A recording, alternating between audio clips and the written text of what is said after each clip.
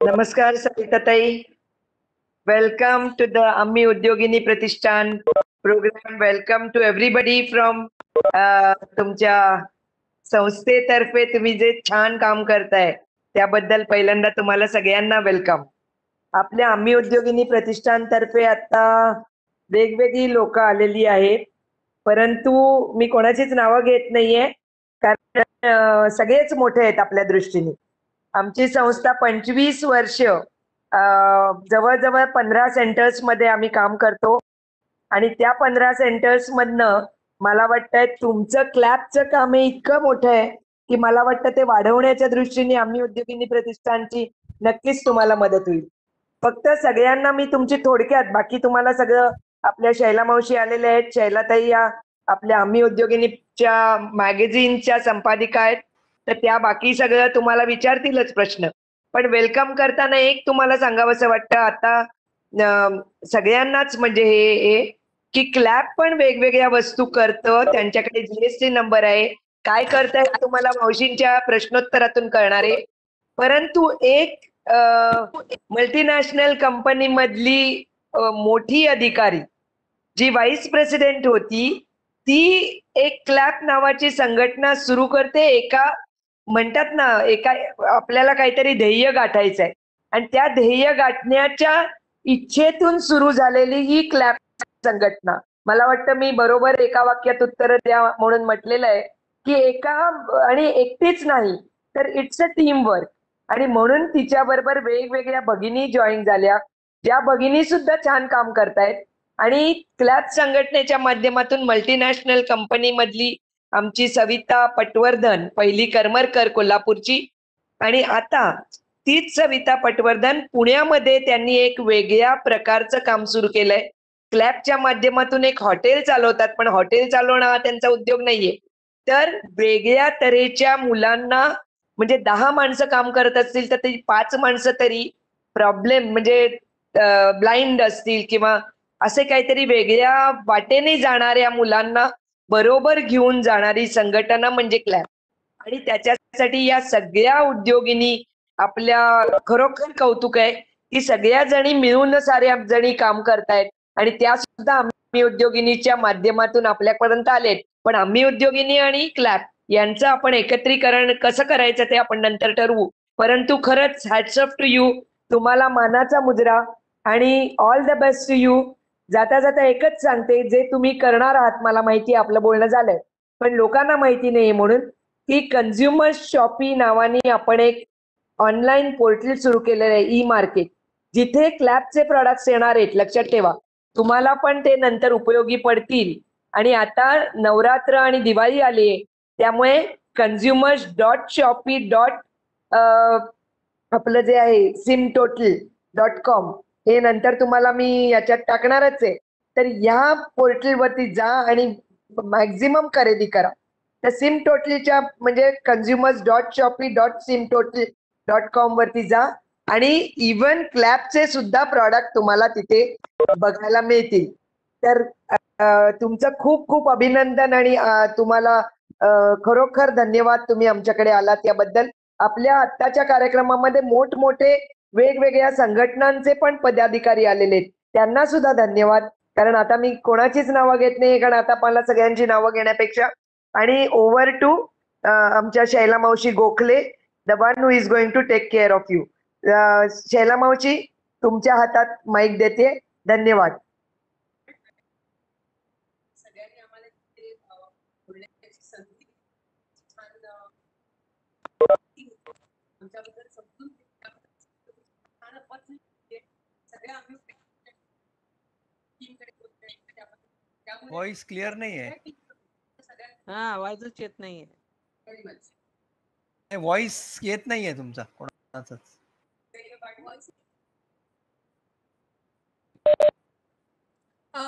Savita ma'am, तुमचा आवाज खूप लो येतोय. I think you will have to sit near the laptop so you will be Audible.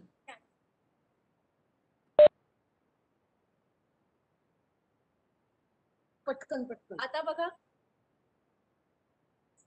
आवाज आता येतोय. हा, आता येतोय. स्लाइटली बेटर, पण थोडं अजून जरा जवळ यायला लागेल. स्पष्ट येत नाहीये. आता येतोय का आवाज? नाही जरा अजून तरी तुटक तुटक येतोय. Let's go together. Yes, come. Lights turn on.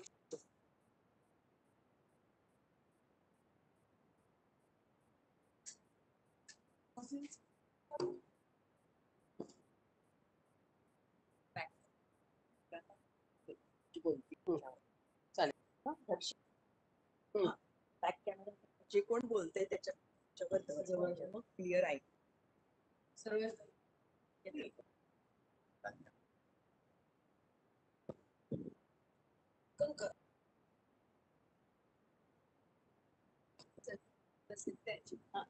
आहे.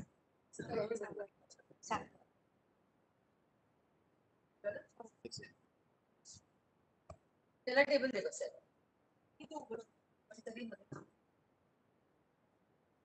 फक्त तू जरा थांब.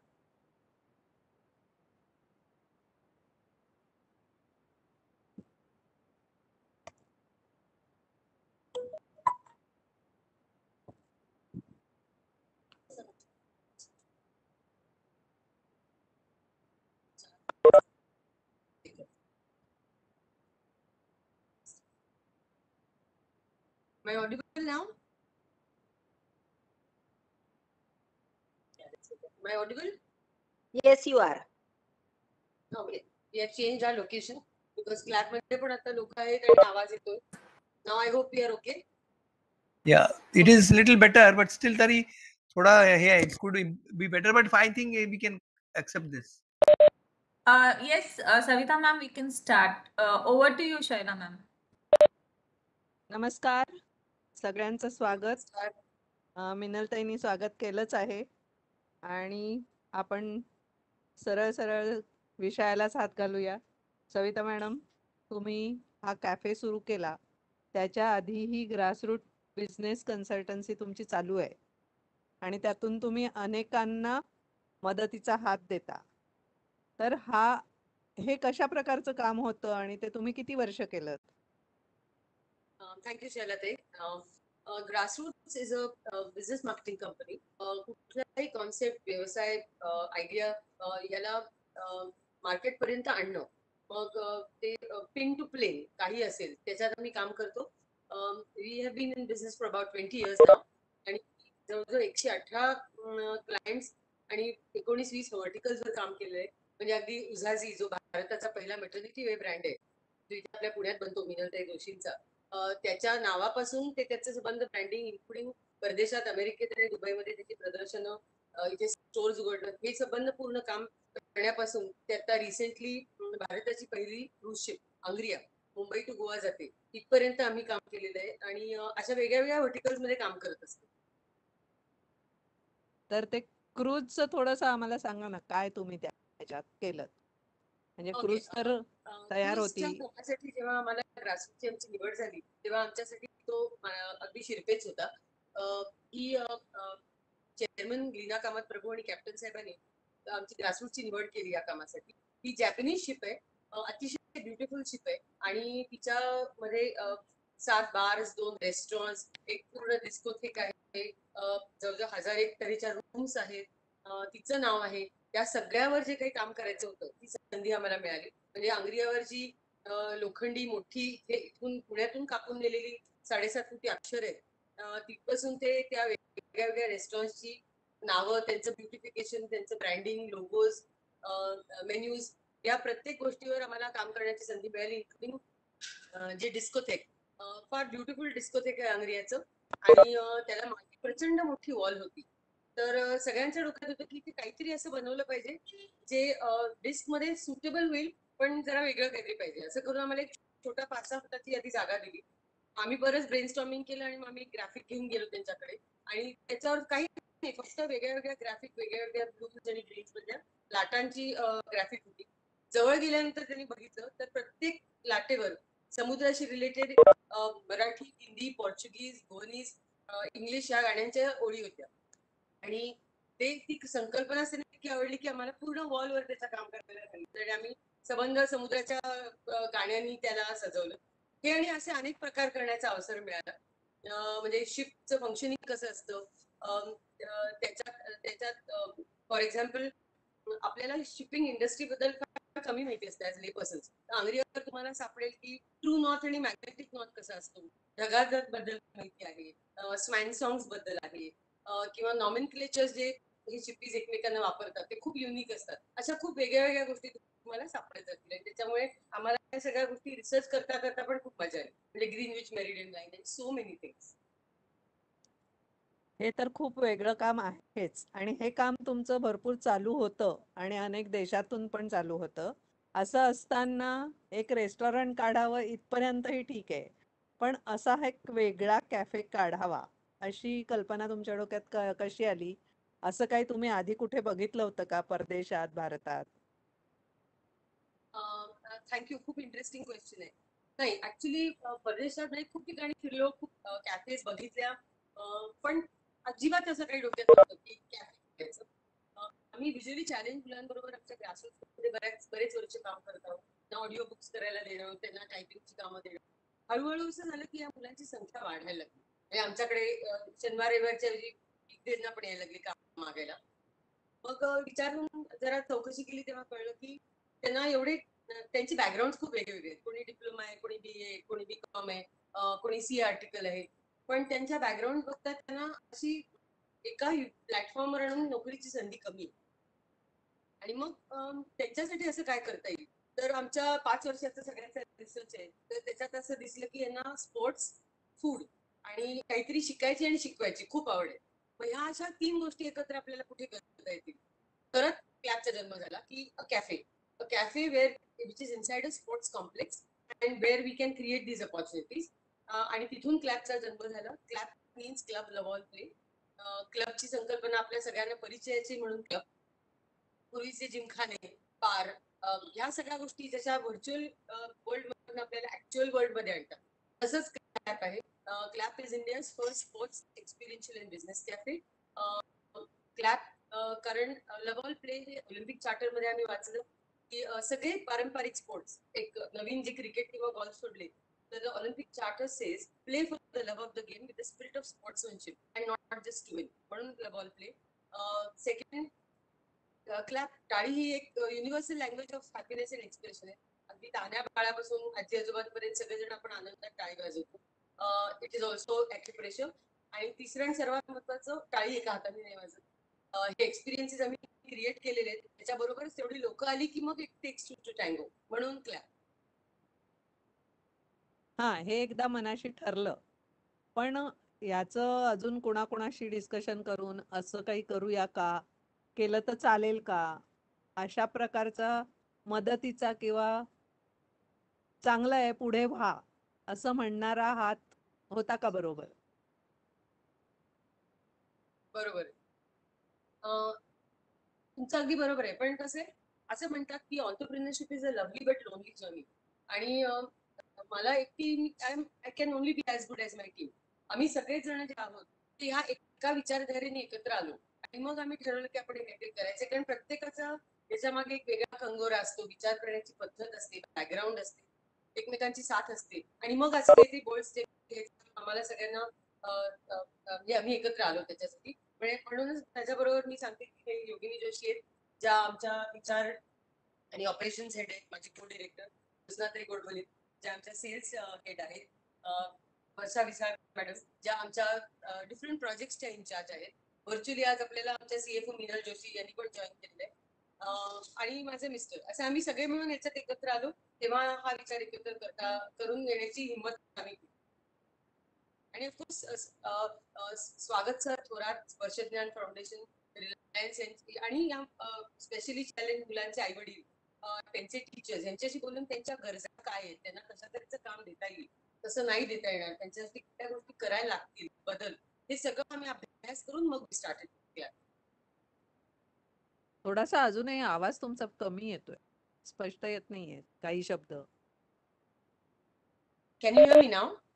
हा, आता खूप छान येतोय. आता Okay. HR चा विषय काढलाच आहे आणि आपण काल गप्पा मारताना तुम्ही म्हणालात की त्या मुलांना सिलेक्ट करायची जबाबदारी योगिनीताईंची होती. तर त्यांच्यासाठी एक प्रश्न आहे. योगिनीताई, या. नमस्कार. नमस्कार. नमस्कार. योगिनीताई, ऐकायला येतंय तुम्हाला? हो, येते. हा, तुम्ही पण जरा मोठ्याने बोला, कारण चांगला हो, आवाज हो. येऊ दे. हो. आपण तुमच्या इथे काम करणारी मुलं स्पेशल आहेत. मग हो. ह्या स्पेशल मुलांचं सिलेक्शन तुम्ही कसं काय करता, याच्याबद्दल आम्हाला जाणून घ्यायला आवडेल. स्पेशल मुलांचं सिलेक्शन करणं हा आमच्यासाठी सुद्धा एक वेगळा अनुभव होता. पण म्हणतात ना, hire for attitude and train for skill, हे तत्व लक्षात ठेवून मी स्पेशल मुलं सुद्धा सिलेक्ट केली, की ज्यांना शिकायची इच्छा आहे, ज्यांना नवीन काही करून बघायची इच्छा आहे, in spite of the obstacles they face, आनंदी आहेत आणि काहीतरी करून दाखवण्याची इच्छा आहे, इंडिपेंडेंट होण्याची इच्छा आहे. हे स्पिरिट ज्यांच्यात होतं त्यांना जास्त करून मी निवडलं.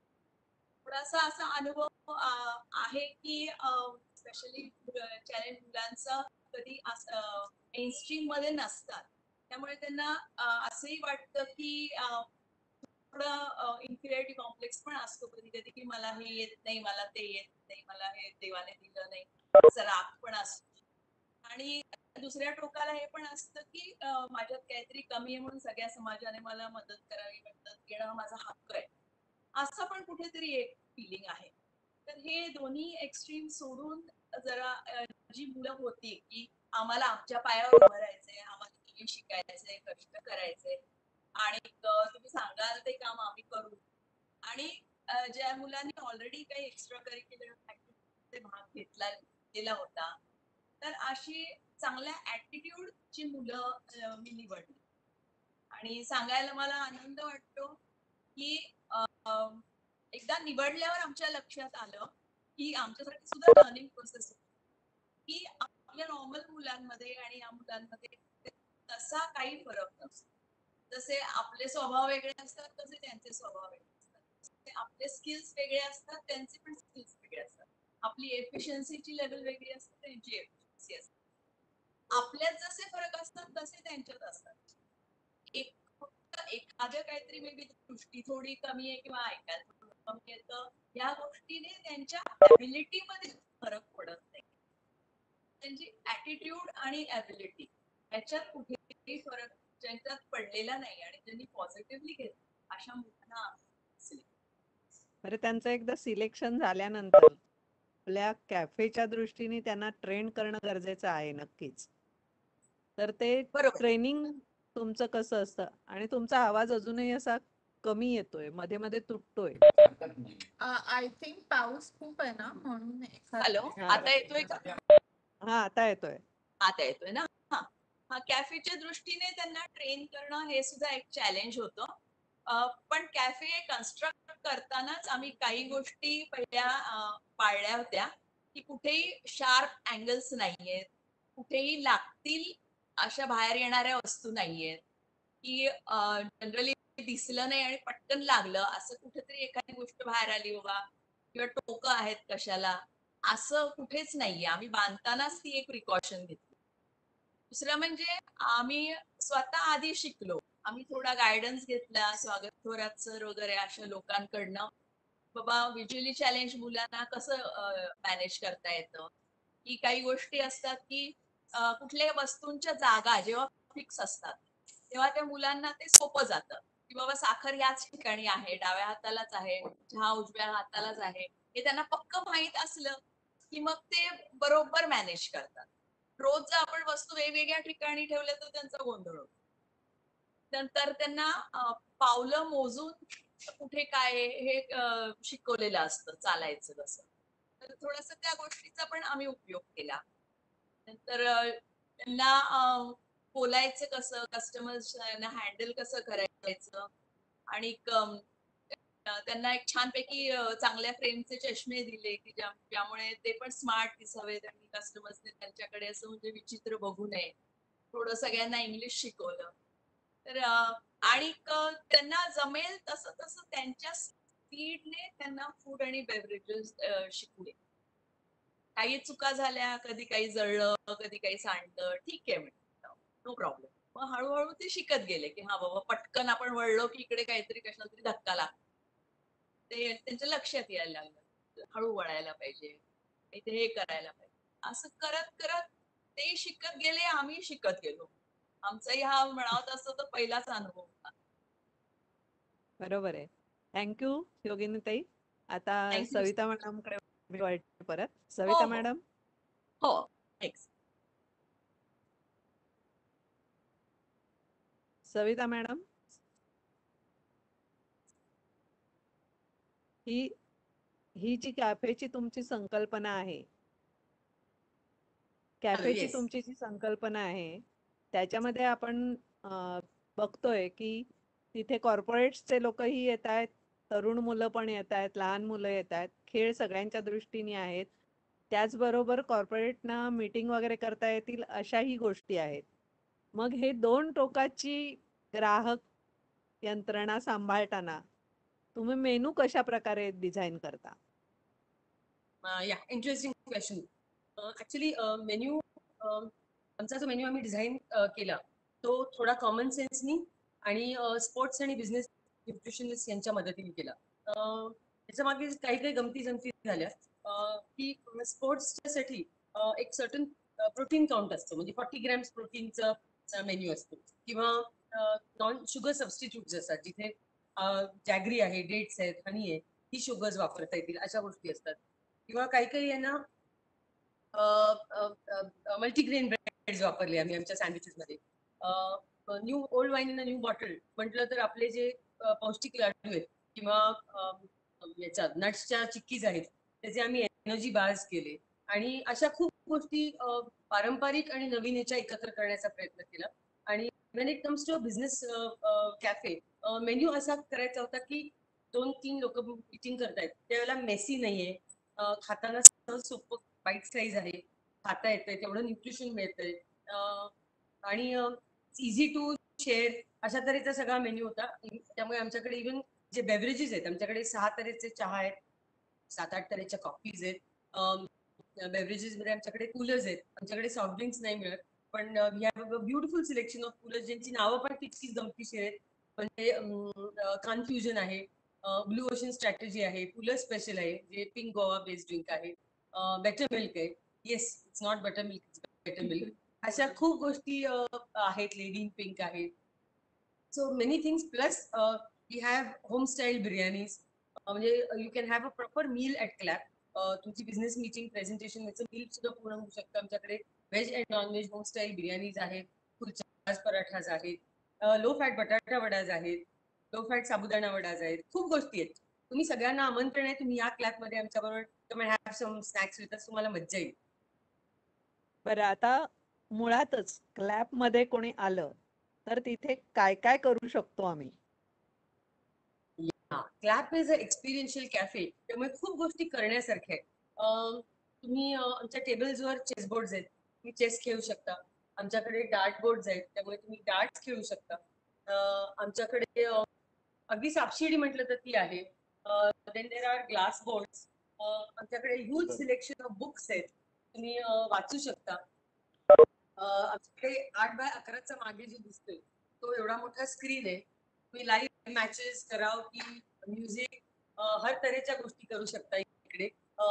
यू कॅन, आमच्याकडे झेंगा आहे, नंतर आमच्याकडे म्युझिकल इन्स्ट्रुमेंट्स आहेत, अशा खूप गोष्टी आहेत क्लॅबमध्ये. म्हणजे तुम्हाला नुसतं जरी सहज डोकावलं तरी खूप गोष्टी करण्यासारख्या आहेत. आमचे टीम मेंबर्स उत्तम चेस प्लेयर्स आहेत, त्यामुळे अगदी एकटा जरी कुणी आलं तरी तुमच्याबरोबर तुम्हाला अपोनंट आमच्या इथेच मिळून जाईल. आमचे टीम मेंबर्स एक्सपर्ट झेंगा प्लेयर्स पण आहेत, आम्ही टीम झेंगा पण खेळतो. कित्येक छोट्या मुलांना जी वांड असतात त्यांना आम्ही झेंगा शिकवला, डोमिनोज शिकवले, अशा खूप गोष्टी केल्या. आमच्याकडे अगदी बिझनेस पासून स्पोर्ट्स बायोग्राफीज पासून खूप तऱ्हेची पुस्तकं आहेत, म्हणजे अगदी सायना नेहवालची ऑटोग्राफ बायोग्राफी पण आमच्याकडे आहे, तिथपासून ते सबंध पुलं आहेत, चाणक्य आहेत, बिझनेस बुक्स आहेत, you can read a lot of books, कवितांची पुस्तकं आहेत. यू नेम इट, खूप खूप गोष्टी करता येतात क्लॅब. आणि बिझनेस साठी स्पेशली काय आहे? कॉर्पोरेटचे जे लोक येतात मीटिंगसाठी त्यांचे True. उद्देशच वेगळे असतात. तर त्याच्यासाठी तुमच्याकडे कशी सोय आहे, काय आहे? या राईट शैलते. क्लॅबचे बिझनेस आवर्स काय 6 o'clock इन द मॉर्निंग आम्ही ओपन करतो आणि रात्री 11 वाजता बंद होतं क्लॅब. तर त्याचे डिव्हिजन्स असे आहेत. आम्ही एका स्पोर्ट्स कॉम्प्लेक्स मध्ये आहोत जिथे बरेच तऱ्हेचे स्पोर्ट, बास्केटबॉल, बॅडमिंटन, जिम असे स्पोर्ट्स आहेत. त्यामुळे सकाळी 6 ते 10:30 पर्यंत आम्ही स्पोर्ट्स कॅफे असतो आणि संध्याकाळी 5 ते 11 आम्ही परत स्पोर्ट्स कॅफे असतो. पण या मधला जो इम्पॉर्टंट वेळ आहे साधारण 10:30, 11 ते 4 याच्यात आम्ही बिझनेस कॅफे असतो. बिझनेस कॅफेला लागणाऱ्या टिपिकल गोष्टी म्हणजे डिक्लस्टर सिटिंग. आता कोविडच्या नियमांमुळे सुरक्षित अंतर ठेवून बसण्याची सोय व्यवस्था. वी हॅव बास्टूल्स, मोठा स्क्रीन आहे जिथे तुम्ही प्रॉडक्ट लॉन्चेस करू शकता, तुमची प्रेझेंटेशन करू शकता, प्रॉडक्ट डिस्प्ले करू शकता. एक क्यूटचं डेन आहे जिथे आम्ही मगाशी बसलो होतो. त्या डेन मध्ये तुम्ही 7-8 जण तुमची प्रायव्हेट मीटिंग पण घेऊ शकता. So anything that you want. आपल्याकडे बाहेर पण सीटिंग आहे. त्यामुळे ज्या उद्योगींकडे युनिक प्रोडक्ट्स असतील त्यांची आम्ही एक्झिबिशन करू शकतो, त्याचा डिस्प्ले करू शकतो. आमच्याकडे हे 3 ब्रँड स्टँड आहेत जिथे वेगळ्या वेगळ्या प्रोडक्ट्सच्या माहिती असते. 1 महिनाभर ठेवलेले असतात ते ब्रँड स्टँड. तुम्ही तुमचे प्रोडक्ट्स तिथे डिस्प्ले करू शकता, लोकांपर्यंत पोहोचू शकता. साधारण 2,000 लोक महिन्याभरात आमच्या कॉम्प्लेक्स मध्ये येत असतात. त्यामुळे इतक्या लोकांपर्यंत पोहोचायला अगदी हिंजेवाडी पासून, औंध पासून, डेक्कन पासून ते आणखीन बऱ्याच एरियाज मधून इथे मुलं, पेरेंट्स, पालक, आजी आजोबा येत असतात. त्यामुळे प्रत्येकापर्यंत तुमचं प्रोडक्ट पोहोचवण्याची संधी तुम्हाला नक्की मिळू शकते. खरं आहे. पण आता गेले 2 वर्ष आपण अगदी विचित्र काळातून जातोय. कोविड आहे, डिस्टन्स पाळा, हे करा ते करा. मध्यंतरी तर आपण कोणीच कुठे जात नव्हतो.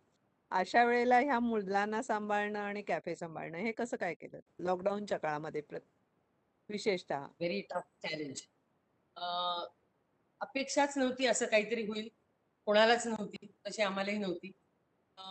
आणि आम्ही ठरवलेलं की इतक्या पेन्स्टेकिंगली आपण हे प्रोजेक्ट उभं करतोय. कोविड आला तो क्या हुआ डर के आगे जीत है. आम्ही ठरवलं की रेंट तर चालू आहे, लीज चालू आहे, मुलांचे पगार कोणाचेही कमी केले नाही. पण every adversity brings with it opportunity.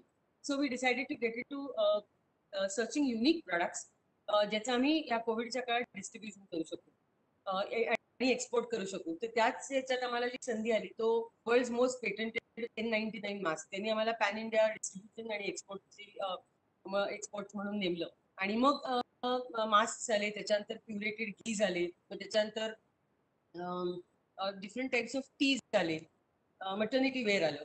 असं करत करत मग हे त्या महिन्यात जेव्हा कोविड होतं त्यावेळेला आम्ही ह्या सगळ्या संध्यांचा फायदा घेऊन आमच्या मुलांनाही ते विकण्याची मदत केली. म्हणजे त्यांना शिकवलं, ते घरी बसले ते सुद्धा करू शकले आणि आम्हाला सगळ्यांनाच हे प्रोजेक्ट परत तसंच फ्लोट करता येऊ शकले. Those were difficult times. हा, बरोबर.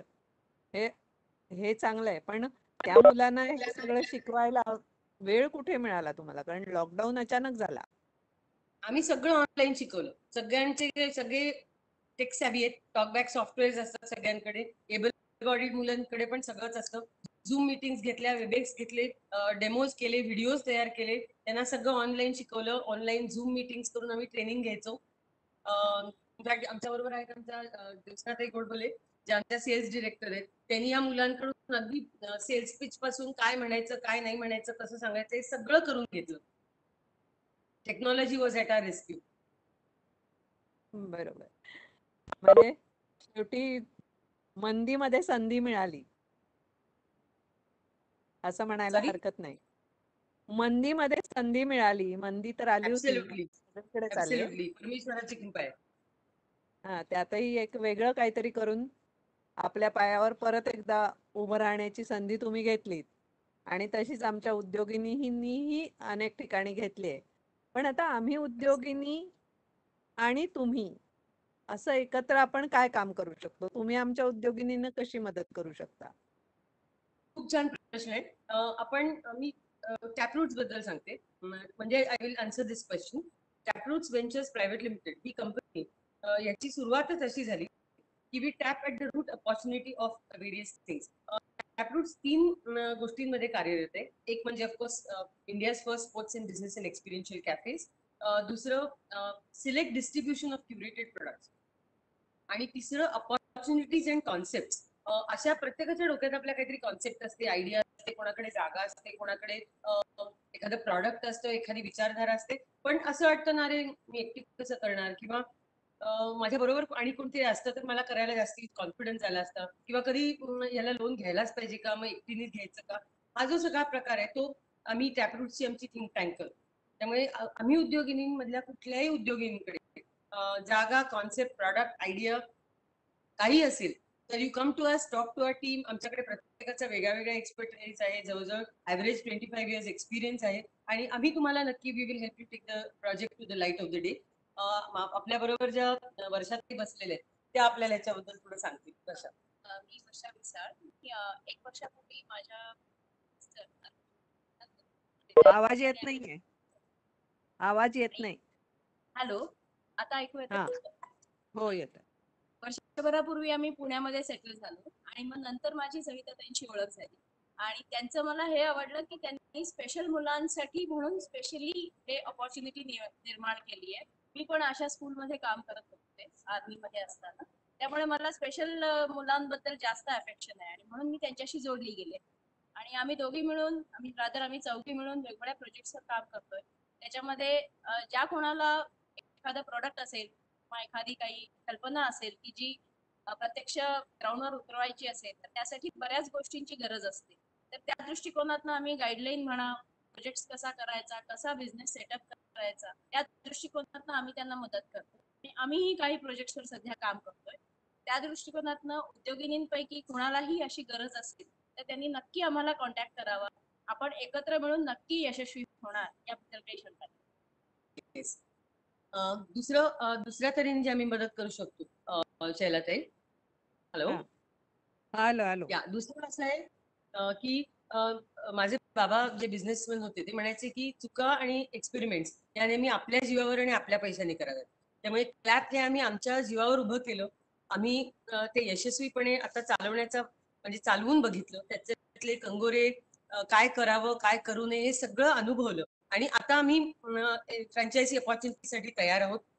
क्लॅप चालवायला देण्यासाठी सुद्धा तयार आहोत. क्लॅप संधी द्यायला तयार आहोत. तुमचे प्रॉडक्ट्स नॅशनली आणि इंटरनॅशनली नेण्यासाठी तयार आहोत. जसं मिनलताई आणि मधुराशी आमचं बोलणं झालं मुंबईत आल्यानंतर, की आमचे सगळे जे युनिक प्रॉडक्ट्स आहेत त्या सगळे आता कन्झ्युमर शॉपिंगमध्ये अवेलेबल असणार आहे. त्यामुळे पुण्यातल्या उद्योगिनी, बाहेरच्या उद्योगिनी आम्हाला कॉन्टॅक्ट करा. आपण खूप गोष्टी एकत्र छान करू शकतो. हे खूप छान सांगितलं तुम्ही. आमच्यातल्या काही जणी नक्की विचार करतील याबद्दल. पण आताच तुम्ही म्हटलं तसं तुम्ही फ्रँचायझी आता द्यायची विचार करताय, तर त्यामध्ये आम्ही आणि तुम्ही एकत्र काम करू शकतो का? आमच्या काही उद्योगिनी स्वतंत्रपणे किंवा आम्ही उद्योगिनीच्या त्यावरती असं काही करता येईल का? म्हणजे आता तुमचं पुण्यात निश्चितच आहे, करता येईल. मुंबई, नागपूर, अजून कुठे कुठे? कारण आम्ही पूर्ण महाराष्ट्रभर आहोत. ऍब्सोल्युटली. तुमचं नेटवर्क आहे, तुमची एवढी मोठी इक्विटी आहे, आपल्याकडे एक युनिक कॉन्सेप्ट आहे, खूप सशक्त टीम आहे. त्यामुळे जसं एक म्हणणं होतं की जेव्हा पारसी पहिल्यांदा भारतात आले तेव्हा त्यांना गुजरातल्या मधल्या राजांनी त्यांना एक दुधाचं कटोरा पाठवलेला. ही जमात कशी आहे, काय आहे, त्यांच्याबद्दल कळवावं. तर पारशांचे जे मुख्य होते त्यांनी ते दुधाचं पातेलं घेतलं आणि त्याच्यात साखर घालून ढवळून परत राजाला पाठवलं की आम्ही तुमच्याकडे असे एकत्र आपण घुलमिल जाऊ. तसंच आहे की ह्या दोन संस्था आहेत, सुंदर एका दृष्टीने आपण काम करतोय. त्यामुळे इट विल बी दूध में शक्कर. आणि आणि दुसरं एक असं की तुमचे असे वेगळे युनिक असे प्रॉडक्ट, काल मला मिनलताई सांगत होत्या तुम्ही काही मेन्शन केलेत, ते कशा प्रकारचे आणि ते तुम्ही इंटरनॅशनली पण मार्केट करता, तर ते कोणते आहेत आणि इंटरनॅशनल मार्केट करण्यासाठी काय म्हणजे कसं काय तयार केलं? काही प्रॉडक्ट तुम्ही इंटरनॅशनली मार्केट पण करता ना तुमचे? हो. हॅलो. हा, तर ते Yes, कुठले yes. आहेत आणि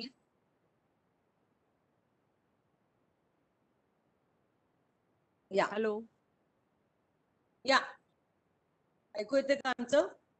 हा हा येत आहे. Yes yes. या प्लीज प्रश्न परत विचाराल का? ऐकूच आला नाही आम्हाला. हो हो हो. परवा तुम्ही मिनलताईंकडे भेटला होता तेव्हा तुमच्या काही हो प्रॉडक्टचा उल्लेख केला होता आणि काही त्यातले येस प्रॉडक्ट तुम्ही इंटरनॅशनली मार्केट पण करता. हो. तर ते आपलेच पारंपरिक आहेत का कसे, का ते तुम्ही कसे काय हे केले त्याबद्दल थोडं सांगाल का? हा थँक्यू. आता कळलं. भन्नाट प्रोडक्ट्स आहेत. N99 mask, the world only patented mask, तो आहे. आपल्याकडे क्युरेटेड घीज आहेत, म्हणजे आमंड इन्फ्युज, शतावरी इन्फ्युज, कल्चर्ड इन्फ्युज, अशी खूप वेगळी तऱ्हेची घीज आहेत. टीज आहेत, जॅगरीज आहेत. सो खूप वेगळे प्रोडक्ट्स आहेत ज्याच्यातनं आपण इंटरनॅशनली पण जाऊ शकतो. सोलार मधले ज्या डोमेस्टिक प्रोडक्ट्स आहेत. सो आणि हा we are always on the lookout. नवीन प्रोडक्ट्स त्यांचं मार्केट रिसर्च करायचं, त्यांना त्याचा स्टडी करायचा, प्राइस पोझिशनिंग करायचं आणि ते घेऊन द्यायचे. So we are open to many new ideas. पण म्हणजे ह्या सगळ्या तुमचेच प्रॉडक्ट आहेत का बाकीच्यांकडच्या प्रॉडक्ट घेऊन तुम्ही त्याचं मार्केटिंग करता, कसं असतं? हो हो हो. बाकीच्यांचे पण प्रोडक्ट्स घेऊन आम्ही मार्केटिंग करतो, कारण हेच तर आम्ही 20 वर्ष करतोय.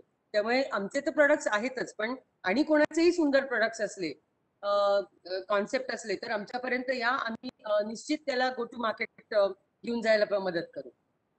तोच तर आमचा आणि आपला आणि कंझ्युमर शॉपिंगचा प्रयत्न होणार आहे. बरोबर. आता थोडंसं वेगळं, म्हणजे आता ह्या मुलांबरोबर काम करताना ही मुलं क्लायंट म्हणजे तुमच्याकडे जे आलेले ग्राहक आहेत त्यांच्यापर्यंत पोचतात. नेहमीच त्यांना ही सगळी मुलं एक वेगळं म्हणून बघायला माणसं येतात की ही मुलं कशी काम करतात. तर असे काही रिपीट ग्राहक आहेत का की जे या मुलांसाठी म्हणून येतात किंवा या मुलांची मैत्री करायची म्हणून येतात, अशा काही तुमच्या गोष्टी किंवा तुमचे अनुभव आहेत का? ओके. आम्ही या मुलांना ना कधी आमचा मार्केटिंग पॉइंट म्हणून वापरलं नाही. आम्ही इनफॅक्ट असं म्हणतो की आम्ही त्यांना इतकं छान ट्रेन करायचा प्रयत्न करतो की आल्यानंतर सर्व्हिस बघितल्यानंतर लोक येऊन आम्हाला विचारतात, अरे ते तो व्हिज्युअली चॅलेंज, तो हा कुठे आहे, ती कुठे आहे, असं. त्यामुळे हा आमच्यासाठी मार्केटिंग टूल नाहीये. ही आमचं कर्तव्य असं आम्ही समजतो. आणि दुसरं असं आहे की येस, लोकांच्या मध्ये एम्पॅथेटिक भाव असतो. आतापर्यंत आमचा असा अनुभव आलेला आहे की कोणी या मुलांच्या बाबतीत चिडचिड करत नाही, किंवा त्यांना एक थोडासा वेळ लागला एखादी गोष्ट करायला, तरी त्याच्या बाबतीत पीपल आर पेशंट. आणि सर्वात महत्वाची गोष्ट आमच्यासाठी काय आहे की एबल बॉडीड मुलं आणि ही मुलं यांचं एकत्र जी सिनर्जी व्हायला लागते, ती त्याचं ट्रेनिंग देणं खूप महत्वाचं असतं. कारण त्या they all are all equal opportunity team members. त्यामुळे नाहीतर हे जर ट्रेनिंग केलं नाही, हे जर डोळ्यात तेल घालून लक्ष ठेवलं नाही, तर कधी कधी काही मुलं या मुलांना तीच कामं देतात आणि आपण फार महत्वाची कामं केल्यासारखं करत असतात. त्यामुळे हे पण लक्ष ठेवणं with training is very important. छोटी मुलं येतात, त्यांना कधी कधी ऑटिस्टिक मुलं बघून गंमत वाटते, पण नंतर ते त्यांना दादा ताई म्हणून ते स्टार्ट, म्हणजे त्यांना त्याचं वेगळं काही वेगळे पण वाटत नाही. मोठी लोक येतात, ते also they are fine with it. लोकांना एक तर टीम वेल ट्रेंड आहे, त्यामुळे लोकांना कंप्लेंट करण्यासारखं काही नाहीच आहे. आणि दुसरं, the team has been sensitize. त्यांनाही सांगितलं की तुमच्याकडे लोक वेगळ्या नजरेने बघत नाहीत, पण you have to be as efficient as everybody. your disability cannot be your plus factor. It has to be a equating factor. बरोबर, हे खरं आहे. पण काही वेळेला ह्या मुलांच्या मध्ये सुद्धा एक रागावणं किंवा मगाशी योगिनी ते म्हणाले तसं दोन वेगळे अगदी टोकाच्या भूमिका असू शकतात की आमचा हो हक्क आहे म्हणून, आणि एकतर आम्हाला सगळं मिळालंच पाहिजे हा एक ॲटिट्यूड असतो, किंवा मी याच्यात रुजूच शकणार नाही असा पण ॲटिट्यूड असू शकतो. आणि जनरल मुलं ह्या सगळ्यांना एकत्र करताना काही वेगळे अनुभव येतात का? खूप येतात. खूप तऱ्हेचे अनुभव येतात. इनफॅक्ट आमची इंटरव्ह्यू प्रोसेस पण फार युनिक आहे. आम्ही या मुलांबरोबर त्यांचा डेहराडूनहून बॉल मागवला, त्यांच्याबरोबर आम्ही क्रिकेट खेळतो. आमच्याकडे एक क्लॅबमध्ये ग्रीन पिच आहे. आणि इंटरव्ह्यूची सेकंड राऊंड हा असाच असतो की सगळ्यांनी मिळून क्रिकेट खेळायचं. त्याच्यातनं आम्ही ऑब्झर्व करतो कोणाच्यात लिडरशिप स्किल्स आहेत, कोण टीम प्लेअर आहे, कोण जास्ती डॉमिनेटिंग आहे, कोण लेझी आहे, अशा खूप गोष्टी आम्हाला सापडत जातात. आणि मग त्याच्यातनं हळूहळू thing start materialising. It is a difficult process. कधी कधी त्यांना असं वाटतं, म्हणजे आम्ही ब्रेलचे स्टिकर जेव्हा आम्हाला मदत केली एकाने, म्हणजे आम्ही बनवले, स्वागत सरांनी दिले, त्याच्यानंतर आमच्या लक्षात आलं मोस्ट ऑफ देम यांना ब्रेल येतच नाही. ते सगळे टॉकबॅक सॉफ्टवेअर वापरायला लागले. त्यामुळे आम्ही पण त्यांच्या बरोबर शिकत गेलो. It is tough, it is not easy, पण एकदा प्रोसेस नीट असली आपली की it is not that difficult either. बरोबर. मग ह्या मुलांसाठी त्यांचा उत्साह बूस्टअप करण्यासाठी किंवा त्यांना चिकाटीने काम करत राहण्यासाठी काही वेगळी युक्त्या तुम्ही करता का? एक खूप सेकंड. खूप युक्त्या करतो आम्ही. आमच्याकडे आम्ही त्यांना आमच्याकडे कुकिंग कॉम्पिटिशन्स असतात, जिथे आम्ही एक पदार्थ प्रत्येकाला वेगळ्या वेगळ्या, म्हणजे 5-6 इन्ग्रेडियंट्स देतो की त्याच्यातनं तुम्ही हा पदार्थ बनवून दाखवा. त्याची चॅलेंजेस असतात. नंतर आम्ही त्यांच्या चेसच्या मॅचेस ठेवतो. आम्ही त्यांना वेगळ्या वेगळ्या, म्हणजे what is customer service, what is billing software, inventory management कशी करायची असते, त्याच्यासाठी आपण काय काय करायचं असतं, अशा खूप गोष्टी शिकवतो. आमच्याकडे वीकली एकदा योगिनी वेगळ्या वेगळ्या तऱ्हेची वर्कशॉप्स घेते. म्हणजे कम्युनिकेशन स्किल्स असेल, ईमेल रायटिंग असेल, how to talk to the client, dummy client trials करतो आम्ही. टफ कस्टमर म्हणून आम्ही स्वतः, म्हणजे कोणाला तरी बोलवतो, सरप्राईज कस्टमर असतो ज्याला आधी सांगितलेलं असतं पण या मुलांना माहित नसतं. त्यांना डमी कस्टमर बनवून अगदी टफ कस्टमर, ट्रिकी क्वेश्चन विचारतील असे कस्टमर्स म्हणून पण येतात, आणि त्यांच्या सगळ्यांचं ट्रेनिंग त्याच्यातनं होत असतं. एकच हा, मिनिट. शैलाताई, समजा डिस्कनेक्ट झाला तर पुन्हा याच लिंक वरती सगळ्यांनी जॉईन व्हायचंय. Okay, for everybody. कारण नंतर प्रश्नोत्तर पण आहेत. तर समजा डिस्कनेक्ट झालं 50 मिनिटानंतर, तर पुन्हा you have to join on the same link. Okay, thank you so much. हो हो या, ओव्हर हो टू हो शैला. हो. हा, पण या मुलांनी सतत म्हणजे आपल्याकडे जसं आपल्या पण हॅलो, ऐकायला येत आहे? येत येत. हा, आपल्या ऑफिसेस मधूनही काही वेगवेगळे अवॉर्ड्स असतात, रिवॉर्ड्स असतात. तशी तुमच्याकडे काय कल्पना आहे? या, अवॉर्ड रिवॉर्ड म्हणजे आमच्याकडे पॉइंट सिस्टम आहे. आम्ही त्यांना वेगळ्या वेगळ्या तऱ्हेच्या